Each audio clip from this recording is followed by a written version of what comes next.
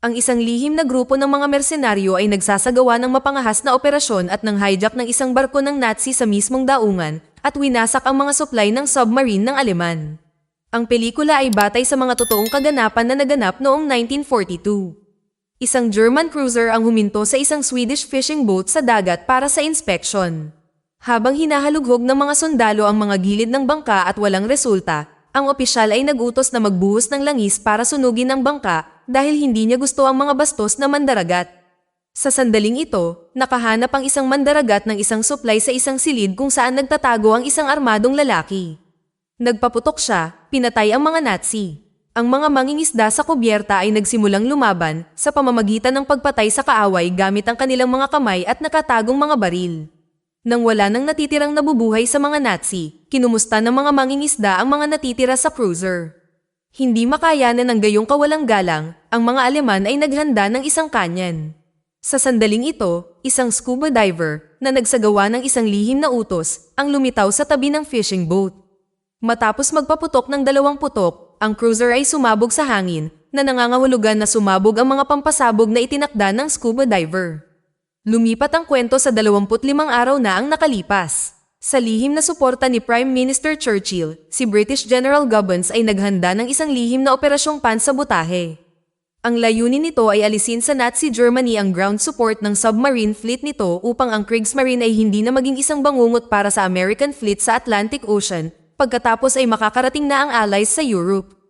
Upang gawin ito, ginamit ni Goebbels ang mga ahente na sina Marjorie Stewart at Richard Herron. Pumunta sila sa isla ng Fernando Po, kung saan matatagpuan ang cargo ship ng Italia na may dalang langis para sa mga submarine. Upang matulungan sila, ipinadala ng general ang isang bilanggo na si Major Gus March Phillips na habang nasa briefing ay maingat na pinupuno ang kanyang mga bulsa ng mga bagay na gusto niya at iniulat din na kakailanganin niya ng isang mapagkakatiwalaang koponan, marahil ay ang Justice League. Kabilang dito ang mangingisda na si Henry Hayes, demolition worker na si Freddy Alvarez, at dating hunter na si Anders Lassen. Kailangan din ni Gus ang intelligence officer na si Jeffrey Appleyard na nabubulok sa bilangguan sa kamay ng mga Aleman. Ang kanyang paglaya ay ang unang yugto ng plano. Para sa layuning ito, ipinadala niya ang barko sa Canary Islands na kontrolado ng Nazi. Sina Stewart at Herron ay naglalakbay sakay ng tren sa buong Africa upang makarating sa Cameroon at mula roon ay lumipat sa Fernando Po. Hindi sila nababagot sa proseso dahil isang brigada ng mga opisyal ng Nazi ang kasama nila sa paglalakbay. Si Stewart, sa tulong ng isang mapanlinlang na kagamitan at mapang-akit na kagandahan, ay ninakaw ang bag na naglalaman ng mga mahalagang data mula sa Nazi. Muntik na siyang mabuliliyaso sa harap ng isang mataas na opisyal ng Aleman, ngunit iniligtas siya ni Herron sa tamang oras. Magkasama nilang ikinulong ang kanilang mga sarili sa isang silid upang suriin ang mga dokumento at ipadala ang mga data sa punong tanggapan ng British.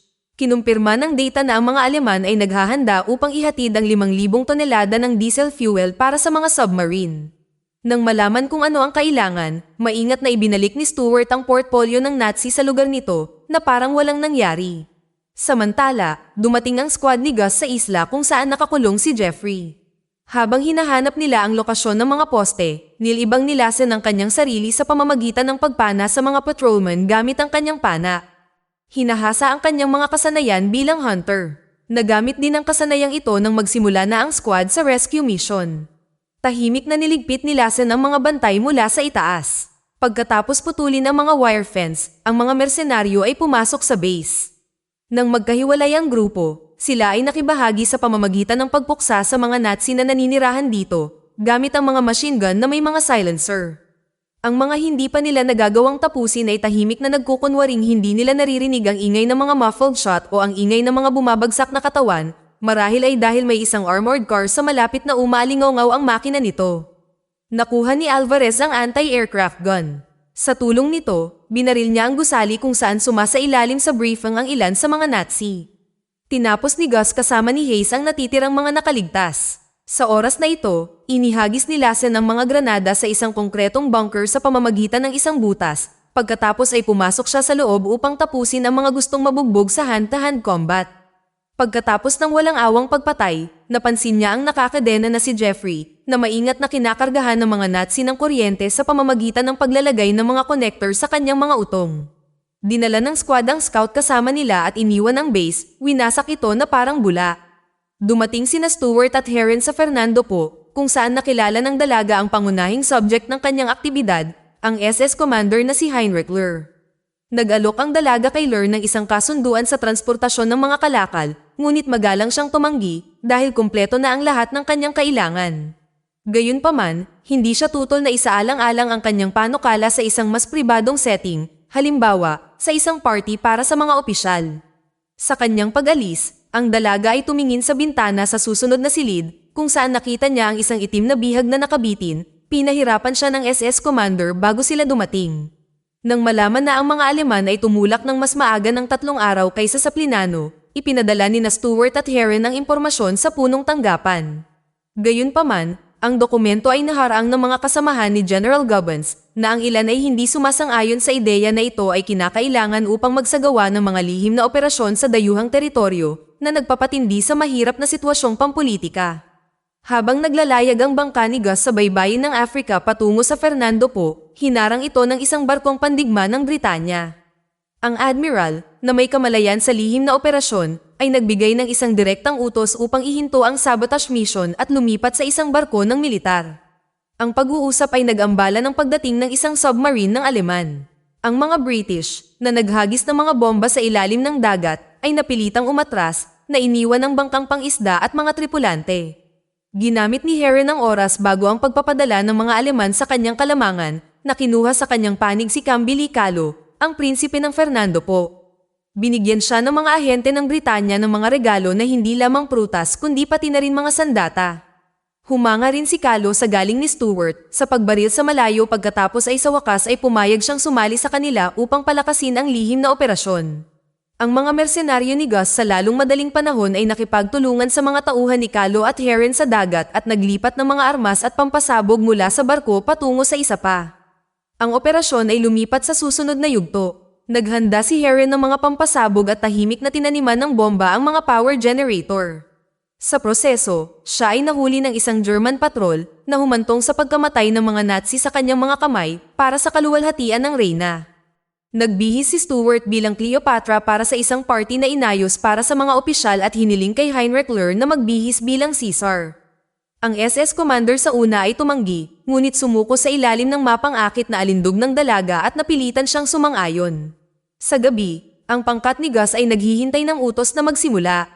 Sina Ler at Stewart, na nakasuot ng sinaunang attire, ay dumarating sa isang party para sa mga opisyal, habang ang mga ordinaryong sundalo at mandaragat ay nagsasaya din sa isang hiwalay na kaganapan. Nang dumating ang kapitan ng Aleman sa masquerade party, nalaman ni Stewart na ang barko ay pinalakas ng karagdagang baluti. Inilalagay ng bagong katotohanan ng operasyon sa panganib, maaaring hindi sapat ang mga pampasabog para pasabugin ito. Ipinasa ni Stewart ang impormasyon kay Heron at nagmadali siyang pumunta sa baybayin upang bigyan ng babala ang mga mersenaryo gamit ang light signal. Nagpasya si Gus na iulat ang mga pagbabago sa pangyayari kay General Gubbins, ngunit sa panahon ng pag-uusap, namagitan ng mas mataas na autoridad at muling inutusan ang mga mersenaryo na itigil ang iligal na operasyon. Ang detachment ay nagpasya kung ano ang susunod na gagawin, ngunit si Jeffrey ay nagmungkahi ng isang bagong plano dahil hindi posible na pahinain ang mga Aleman kung gayon kinakailangan na i-hijack ito. Para magawa ito, kakailanganin nilang magnakaw ng tugboat, patayin ang mga gwardya sa barko, at pasabugin ang kadena ng anchor bago tumulak. Sa kawalan ng mas mahusay na mga alternatibo, itinakda nilang isagawa ang planong ito. Sumulong sila sa isang hakbang, pinapatay ang mga mandaragat ng Aleman sa daungan. Tinaniman ni Alvarez ng bomba ang pasilidad ng imbakan ng gasolina upang sirain ang ground support ng Nazi. Nang matapos, maingat niyang ikinadina ang mga pintuan ng hangar kung saan nagsasaya ang mga sundalo at mandaragat ng Aleman. Gumamit si Lassen ng inflatable boat para marating ang anchor chain at naglagay ng mga pampasabog dito. Lumangoy si Jeffrey at ang mga tauhan ni Calo patungo sa mga Aleman at pumasok sa barko, binaril ang mga Nazi na hindi sumasang-ayon dito. Nang matapos sa kubyerta, bumaba sila, maingat na tinatahak ang mga koridor patungo sa mga cabin ng mga tripulante. Si Lassen, nang matapos sa anchor, ay sumunod sa kanila, tinulungang iligpit ang mga gwardya gamit ang kanyang pana na parang si Hawkeye. Si Jeffrey, na napadpad sa mga tauhan, ay isinara ang pinto sa kanilang mukha, ngunit si Lassen ay papalapit na mula sa kabilang panig, Napina pa na ang lahat gamit ang kanyang pana, naalala niya ang klasikong Take the Axe, Chop Hardcore at nagsimulang magpanggap na isang lumberjack. Kumbinsido na wala na ang mga Nazi, binuksan ni Jeffrey ang pinto, pinalabas ang kanyang kasamahan. Kinuha ni Gus at Hayes ang tugboat, pinatay ang mga gwardya. Ang detachment commander ay pinahintulutan lamang ang isang cabin boy na tumalon ng buhay sa dagat.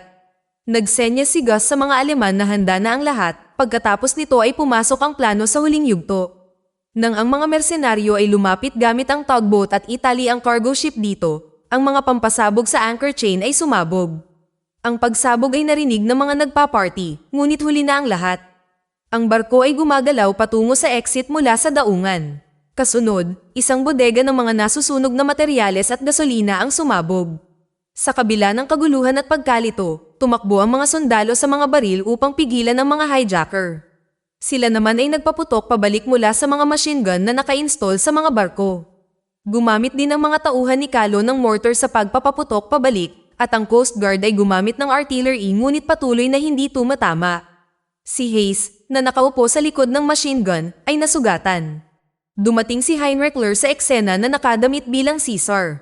Kahit sa party, nalaman niya na Hudyo si Stuart, kaya hindi siya masyadong nagulat sa hindi magandang pangyayari na nangyari sa ilalim mismo ng kanyang ilong. Ang portmaster at ang kapitan ng mga Aleman ay hindi nasisiyahan sa pananabutahe at malakas na ipinahayag ang kanilang galit, kaya naman pinatay sila ng naiinis na SS commander. Kasunod, dinala ng mga gwardya ang bihag na si Stuart. Lumapit si Ler sa kotse at pinagbantaan siya na papahirapan siya para sa kanyang pakikilahok sa operasyon, ngunit hindi nagulat ang dalaga at binaril siya sa noo gamit ang isang nakatagong miniature pistol. Ang mga gwardya ay niligpit ni Heron na napansin sa oras na ang kanyang kasosyo ay may problema, pagkatapos ay umalis sila. Nang makarating sila sa barko, binigay ni Gus ang huling utos, makipag-ugnayan sa armada ng Britanya upang ibigay sa kanila ang mga nakuhang barko. Sa hapon, nang makita ng mga mersenaryo ang armada ng Britanya, sama-sama silang dinala sa kustodiya dahil sa paglabag sa isang direktang utos. Tanging si Kalo, ang prinsipe ng Fernando po ang nakatakas sa ganoong kapalaran. Pagkatapos ng lahat, siya ay isang tapat na nagsisilbi sa kanyang bayan at hindi napapailalim sa mga utos ng admiral. Nagpaalam si Gus sa kanya at bumalik sa bilangguan kung saan kinuha siya ni General Gubbins para sa operasyong ito. Sa London, ang lahat ng mga mersenaryo ay nakahanay sa bilangguan at pagkatapos ay si Prime Minister Churchill mismo ang umarap sa kanila. Nagbigay siya ng lecture tungkol sa kung paano nabuo ang kanilang bansa sa pagsunod sa disiplina at pagsunod sa utos, ang mga bagay na kanilang tinapakan sa kanilang mga aksyon, ngunit salamat dito ang operasyon ng Kriegsmarine ay nasabotahe at ang unang mga sundalong Amerikano ay dumating sa isla bilang mga kaalyado. Sa utos ni Churchill, ang mga posas ng mga bilanggo ay tinanggal habang ang mga gwardya ay naglalagay ng mga pagkain sa mesa bilang paghingi ng tawad. Mula ngayon, ang pangkat ni Gus ay personal nang magtatrabaho sa kanya. Ang pelikula ay nagtatapos sa isang montage ng makasaysayang impormasyon tungkol sa mga tunay na kalahok sa pangkat ni Gus. Ang impormasyon ay naglalaman ng ilang mga nakakagiliw na katotohanan, kabilang ang katotohanan na si Gus mismo ang tinularan ng isang lihim na ahente na kilala bilang James Bond. Dito na nagtatapos ang kwento. Kung nagustuhan mo ito, huwag mahihiyang pindutin ang like button, at kung hindi mo ito nagustuhan, pindutin ang dislike button ng 2 beses para lang makasigurado. And as always, thank you for watching.